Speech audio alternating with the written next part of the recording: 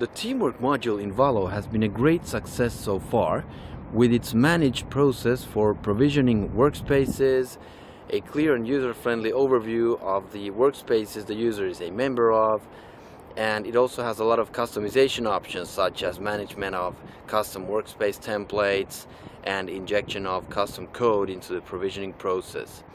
And we've also started to add modern features of the Microsoft platform into it, such as the overview page for Office 365 groups.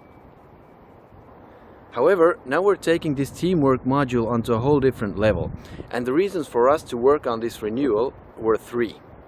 First of all, we wanted to make a deep integration with modern SharePoint and Microsoft platform and Office 365 and all the new applications that are out there, such as Microsoft Teams, Planner, modern SharePoint Sites. Secondly, we wanted to make a visual facelift. And third, we are adding features that the customers have been asking for, such as the discovery of groups, the listing of latest documents, and so on. So the purpose of this new teamwork module in Valo is really to fix what we call Microsoft's collaboration chaos. We will create one clear summary page where the user sees all of the Office 365 groups that they are a member of.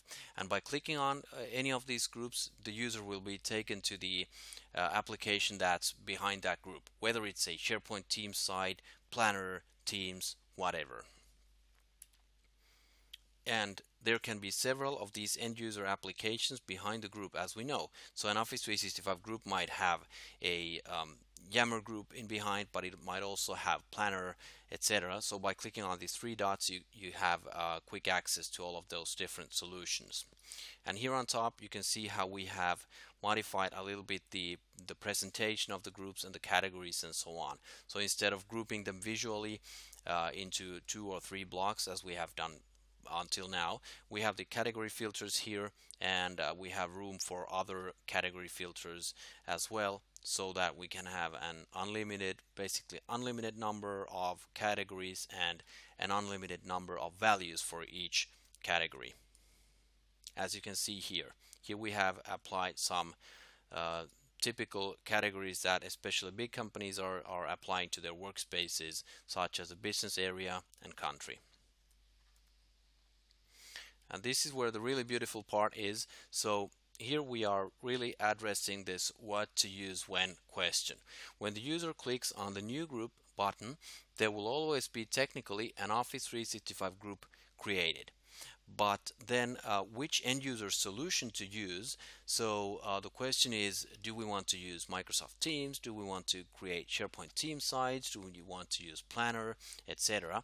So we will map these technical applications to real world scenarios. So for instance, an internal project might be a customized SharePoint site template, and the project with external users might be another template, but then a team might be using Microsoft Teams, and so on. So the idea is that we will ship this with some default options here, a default setup, but then the partner, as part of the delivery of this solution, they can discuss with the customer and really define the mapping whatever way they wish. So there might be just 5 different SharePoint site templates, for instance, that are being created, depending on what the customer prefers using in each case. And then after choosing the end user application, then they will be directed to this form where they will enter the group information and the metadata, and that's how the group is created. And there's more to the Teamwork 2.0 module than just the overview of the groups and creation of them. There's also a view of the user's latest documents from their OneDrive. There's also the latest documents from across all of their groups.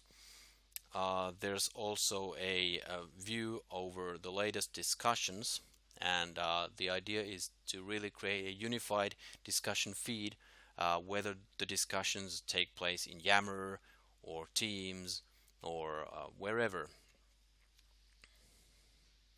And then there's finally the Discover Groups tab, where the users can find and join groups that they are not yet a member of. We will have all of this available, developed by the end of this year, hopefully during the next couple of months. We will do it in two phases basically. The phase 0 is just to remind you that there's already an existing Office 365 Groups summary page in Valo, but then the phase 1 will apply the facelift we just saw, and also this unified summary page for both classic workspaces and the new Office 365 Groups. And the phase 2 will add all the rest, meaning the programmatic provisioning of Office 365 groups, this mapping of user needs to the to the technical applications, and then the rest of the views, such as latest documents and latest discussions.